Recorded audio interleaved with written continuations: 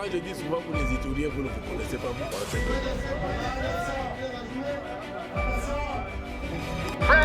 Freedom, ami de la liberté.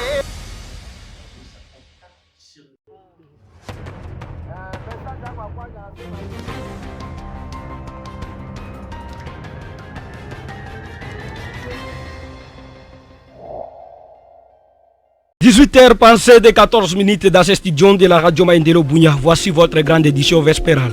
Maendeleo FM. 40 otages libérés par l'armée congolaise FARDC et PDF des mains de rebelles ADF à la province de Nord-Kivu. Maendeleo FM. Le groupement Ougou Inatité situé dans le secteur de Walendu-Djati a un nouveau chef. Le détail tout à l'heure aussi dans ce radio-journal. Maendeleo FM. Le pourparlers entre le gouvernement congolais et le mouvement rebelle AFC-M23 aurait pris au Cantar. Le détail tout à l'heure dans ce radio-journal. Maendeleo FM. Voici tout comme les sommaires. Bienvenue au détail.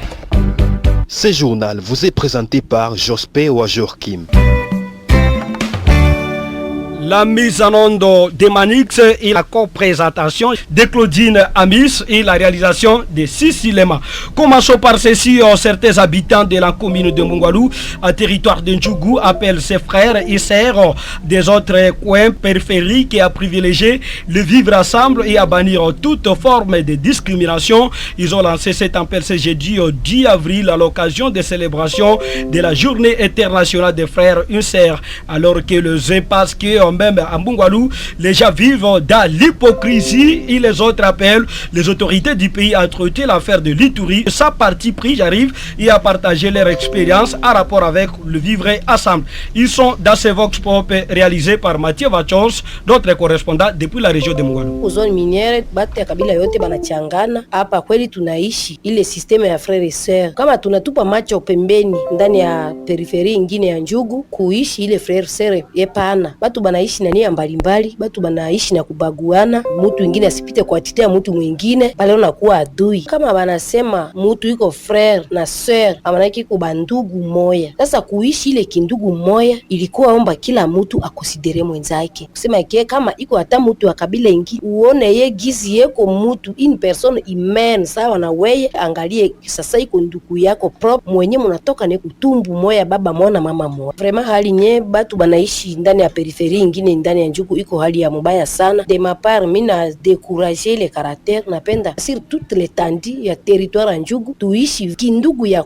kweli. Par rapport na bahistoria ya Mongwalu tulikuwa na slogan moja kusema batoto ya poroto. Kwa sasa tungali kuishi tabia ya zamani ya batoto ya poroto. Communauté ya Mongwalu ina regorge presque toutes les ethnies ya RDC. Ombi yetu par rapport na batu ya pembeni baweze kuiga ile mifano yetu ya bakaji ya Mongwalu, itakuwa mzuri sana. Olie kuishi maisha ya kubaguana kwa ukabila ubie kwa sura ingine ya pembeni. Kunjugu general tuko naishi kindugu ya hipokrisi. Kila mtu anafurahia kama maneno ya ngambo ya kwake, kama maneno kwa ngambo ya batu ingine vraiment anaona sasa haiko yake. Sasa inaomba nini pour que ile hipokrisi ishe? Hivi ile hipokrisi ishe inaomba ba agent de l'etat batusaidie, batuoneshe kwa mapendo ya kweli. Wakati de probleme baanjake kuintervenir kukaya batu yote sawa sawa bila ubaguzi ndani. Inaomba zamiri ya kila mmoja njo irudie ndani yake, kwa sababu pardon batu balishaka lombeana mara na mara, lakini ile pardon suite yenye tutaenda kuta tu batu bangali nakumbuka kama maneno yenye ilipita. Kama leo batu batakusudia kulomba pardon, vraiment ikwe pardon ya kweli yenye inatoka chini ya roho, yenye itasaidia mtu atambue kweli undugu ndani ya mwenzake. Le regroupement Ougou a un nouveau chef, il s'agit de Josué Mandre Ougou. La cérémonie de son installation a eu lieu le 10 avril 2025 à Petit, sous la présidence du chef de secteur Walendu-Djati, Justin Djoudja, à présence des notables, les différents chefs de regroupement et FARDC ainsi que la population venue nombreuse pour la circonstance. Dans son mot de circonstance, le chef de secteur Justin Djoudja a invité le nouveau chef à œuvrer pour la restauration de la paix et unité dans cette partie de la province de l'Ituri en vue de bannir le tribalisme. On l'écoute au micro de Claudine Amissi. Sur ordre nous avons été recommandés d'aller exécuter l'installation du nouveau chef du gouvernement à Ougou. Ce gouvernement par avant était dénommé PETS, mais après des rapports, des consultations menées dans la famille Regnat et analyse, Ougou qui est vraiment la vraie lignée. C'est comme cela que sur ordre hiérarchique, l'administrateur du territoire, après analyse à chose de différentes correspondants, voilà, nous retrouvons ici à Ougou pour représenter l'autorité hiérarchique, l'administrateur du territoire de Ndjougou, passer à l'exécution de l'installation chef de gouvernement Ougou à la personne de Mandro Ougou Josué. Bon, le chef d'abord à soi, il est nouveau, il va d'abord s'adapter et comprendre d'abord la réalité de son entité et voir par quel mécanisme maintenant entamer certaines irrégularités dont souffre, disons, son entité. Vous savez, la première des choses, c'est d'être d'abord rassemblé et donner la culture de la paix à travers l'entité. C'est ça la priorité même, effectivement. La paix doit régner, elle doit être libre pour tous et la population doit cohabiter. Voilà, cette cohabitation, cette réussite de la cohésion sociale et la collaboration entre les communautés, voilà, fera que même les étapes de développement soient entamées et effectives. De ce côté, M. Bavi, le président de la communauté Lendou, demande au nouveau chef de ne pas être la source de division entre la population.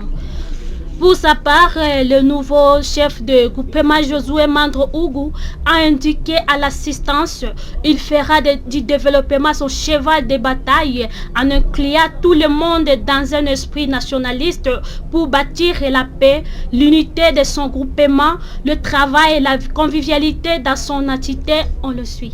Kitu inaweza kuwa kwa ngambo ya development ya ile groupement ya Ougou inahusu kwanza salama. Juu bila salama hakuna development. Ile njo iko kitu ya kwanza ndani ya kazi yenye tunafanya ya kuchunga ngi sie ba chef kutini. Niko wakati nimeingia kwa ile kazi ninaanza kutumika na wale wenye walikuwa na tumika na chef mwenye alikuwa anachunga ile usultani yangu. Mimi sitaweza kuacha, niko pamoja nabo kwa sababu travel bado naweza kuwa na barasenyema mingi ya kuendesha ile kazi hivi. Kwenye awalishindwa ndio tunaweza kuendelesha na kurekadre yote yenye ilikuwa ya mbaya tuweze kurudisha kuzuri.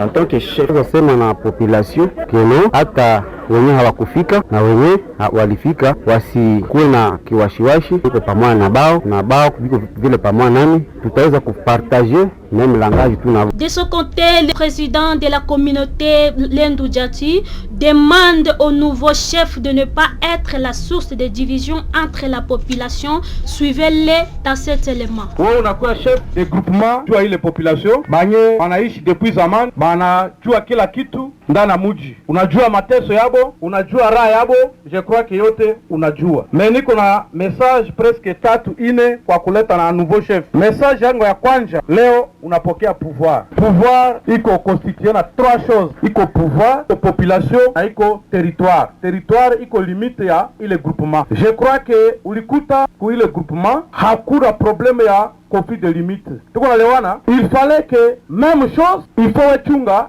ile groupement isikuwa na problem limite na bavoisin. Ile mimi nasema na chef direct. Kitu ya pili, unakuta ile population disibiko yote iko population yako. Mais kitu mimi na éviter kwa wewe kwa atre yako, mimi pa napenda division kwa wakati ya population. Il faut pas diviser les gens. Yote iko Balendu ndani ya groupement huku na secteur wa Walendu Jats. Nipa napenda misikia keno iko batu ya tele batu tele yote banye banapatikana kupetsi iko batu ya groupement huku na iko batu ndana sektera Walendu Jats. Pa kesho ya kusema ule batu ya pitsi batu ya tatu atuka mena katala kitu hili.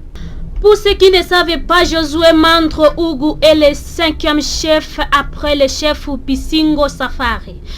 Il a la lourde responsabilité de conduire les habitants de 58 villages.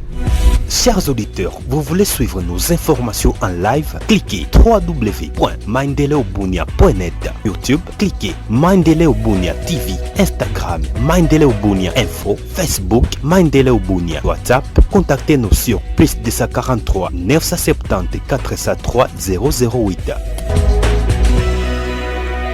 Toujours à sécurité, les sécurités grandissantes dans certaines localités environnantes du territoire de Mambasa, occasionnées par les ADF Nalu, impactent négativement sur la vie sociale de la paisible population, vu que ces localités fournissent au chef-lieu du territoire des produits de la première nécessité. Je sais qu'a dit la coordonnatrice de la société civile du Congo, Sosiko Mambasa, ce vendredi, Oriane Katina pour le point complet depuis Mambasa. D'après Marie-Noëlla Anotane, coordonnatrice de cette structure citoyenne, les orpailleurs et les agriculteurs de ces carrés miniers, dont sans souci PD, Guérite, Mandoulou et ailleurs, offrent craignant pour leur sécurité, laissant toutes les activités qui aident les territoires de Mambasa. Il s'observe plusieurs rumeurs faisant état de la circulation d'éléments des ADF dans la forêt de la chefferie de Babila Babombi et la chefferie de Mambasa. Ce qui fait à ce que et les agriculteurs et les opérateurs miniers qui y travaillent en fouille se sont déplacés massivement vers le centre. Ce que nous craignons de cette situation, dans ces carrés miniers, on observe deux catégories de gens. Il y a les opérateurs miniers et il y a les agriculteurs qui ont déjà installé leur champ là-bas. Ils travaillent et ravitaillent le centre de Mambasa. Brusquement, quand ces gens se déplacent, sans savoir qu'ils vont se déplacer brusquement, cela impacte négativement sur la vie sociale et économique. Les ravitaillements en nourriture vers ces coins, ça devient un problème. Les coins ravitaillent le territoire de Mambasa, mais aussi le territoire de Beni. Cependant, il est demandé à toutes les autorités sécuritaires locales et provinciales de se mobiliser pour mettre hors d'état de nuire les ennemis et que l'opération conjointe phare de ces UPDF soit prolongée dans les coins et les recoins de Mambasa pour garantir la paix. Nous demandons aux autorités au niveau du territoire, le commandement qui est ici, qu'ils se mobilisent pour aller traquer ces ennemis de la paix. Aussi, nous demandons aux autorités au niveau provincial, le gouvernement militaire et toute son équipe du comité provincial de sécurité de se pencher sur cette situation. Parce que quand les ADF circulent dans la forêt, c'est déjà un manque à gagner. Les agriculteurs qui y travaillent, les gens qui font l'exploitation des bois, des braises, qui seront limités. Nous demandons aussi le prolongement de ces opérations Choudia dans la chefferie de Babila Bakwanza et la chefferie de Babila Babombi et même la partie de Mambasa qui vient d'être touchée. Pour rappel, les EDF Nalu auraient été visibles dans la carrière minière dénommée Sassusi. C'était dans la soirée du lundi 7 avril 2025, chose qui a fait le déplacement massif de la population de PKV6 sommet territoire de Mambasa. 40 otages ont été dernièrement libérés des griffes des rebelles du force démocratique alliée ADF grâce aux efforts conjoints des forces armées de la RDC et de l'armée ougandaise. Ces civils ont été remis à la société civile lors d'une cérémonie organisée par l'armée congolaise ce vendredi 11 avril 2025 à Ville de Beni, chef-lieu provisoire de la province du Nord Kivu. Plus de détails dans ces rendus de Denis Maki de la rédaction centrale. Selon le lieutenant-colonel Mike Azukai, porte-parole des opérations militaires Sokola 1, cette libération est le fruit des offensives menées dans le cadre des opérations conjointes FARDC UPDF à court depuis 2021. Nous faisons un effort pour sauver des vies humaines. Les forces armées de la République démocratique du Congo et UPDF en opération conjointe depuis 2021 sont en train d'abattre et travailler des titans dans cette zone. Aujourd'hui, nous sommes ici pour une petite cérémonie, à savoir la remise des otages que les forces armées de la République démocratique du Congo et UPDF ont délivré des griffes des terroristes islamistes de l'ADF, a-t-il déclaré devant les médias. Les groupes libérés Cobra 41 personnes, parmi lesquelles figurent 13 femmes, dont 3 des nationalités burundaises. Parmi eux, nous avons également un proche collaborateur d'Abouakassi, l'aide des chefs des ADF qui s'est rendu avec son arme, a ajouté le porte-parole des FARDC dans la région. Depuis le lancement des opérations conjointes en 2021, les FARDC et UPDF ont intensifié leurs efforts pour neutraliser les bastions des ADF dans l'est de la RDC. Ces actions visent à restaurer la sécurité dans une région longtemps mériée par les violences de ces groupes armés accusés d'avoir massacré de milliers de Congolais dans le territoire de Beni, Lubero, Irumu et Mambasa depuis plus d'une décennie. Toujours en sécurité, les pourparlers entre le gouvernement congolais et le mouvement rebelle AFC M23 auraient pris à Doha. Là, nous sommes au Qatar après l'échec de la médiation angolaise visant à l'instaurer la paix dans l'est de la République démocratique du Congo. Mboussa Mukanda, défenseur des droits humains et originel du Nord Kivu, exhorte le gouvernement à adopter des mesures concrètes pour libérer les populations sous contrôle du M23 et ses alliés. Selon lui, la priorité doit être la protection des civils plutôt que la poursuite des négociations sur un cessez-le-feu. Parlons de ceci également, chers auditeurs. Au total, 15 détenus de la prison centrale de Mambasa à Ituri ont été libérés par la grâce présidentielle et 14 autres ont bénéficié de la diminution de la peine. Plus de détails avec Madame Oriane Katina depuis Mambasa dans ce reportage. Cette activité de libération de ces détenus a eu lieu en présence des officiers des ministères publics du parquet près le tribunal de paix de Mambasa. Pour M. Jean-Pierre Bolalo, représentant de l'administrateur du territoire de Mambasa, exhorte de se libérer à corriger leurs erreurs. Je suis venu représenter l'administrateur du territoire à cette cérémonie de mesures de grâce présidentielle pour nos locataires de cette maison pénitentiaire de Mambasa. J'ai un petit mot à adresser à ces derniers. Quand vous avez eu la chance de sortir de cette prison à travers cette grâce présidentielle, abstenez-vous à commettre des actes ignobles qui peuvent être à la base de votre retour dans la prison. Cette zone était construite pour héberger seulement 250 prisonniers, mais actuellement, ils sont plus de 490, une augmentation qui est à la base de la croissance des cas de maladie. Nous remercions l'autorité de diminuer l'effectif des détenus qu'un jour qu'ils puissent poser un acte sanitaire en construisant une grande prison à capacité élevée. Au directeur de cette maison pénitentiaire, je salue sa voix. Aujourd'hui, il y a pléthore presque dans toutes les institutions carcérales. Le président de la République a envoyé auprès de toutes les juridictions de libérer tous les détenus éligibles à la mesure de grâce. Alors aujourd'hui, on a matérialisé pour les comptes de la prison centrale de Mambasa. Nous avons libéré 15 détenus et les autres, dans le total, 29 détenus, 15 ont été libérés et les autres là ont bénéficié de la diminution des peines et la commutation des peines. C'était une maman avec son enfant qui était libérée parce qu'il n'y a pas beaucoup de condamnés du côté femmes. Ils ont bénéficié qu'un parmi les femmes détenues de la prison de Mambasa. 11 militaires ont bénéficié de la commutation des peines ainsi que les autres 11 ont bénéficié de la libération. En fait, votre rédaction s'est entretenue avec quelques détenus libérés. Ils ont manifesté leur joie et remercié le président de la République démocratique du Congo, Félix Antoine Tshisekedi, pour cet acte louable.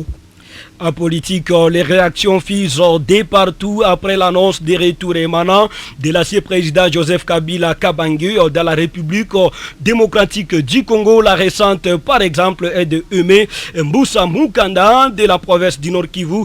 Se pose plusieurs questions. Comment cette autorité politique empêche de rentrer dans son pays pendant plusieurs années?